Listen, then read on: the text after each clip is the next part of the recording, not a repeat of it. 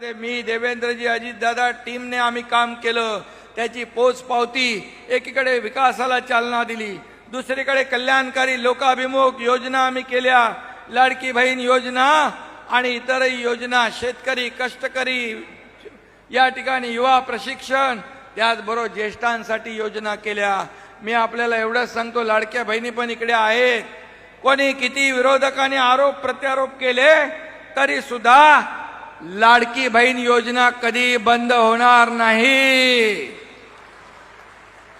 आम्ही जे जे बोललो, आता देवेंद्रजी मुख्यमंत्री आहे, आमची टीम तीच आहे आणि आमच्या गाडीचं इंजिन पण तेच आहे, डबल इंजिनचं सरकार। मोदीजी देखील आमच्या पाठीशी आहेत।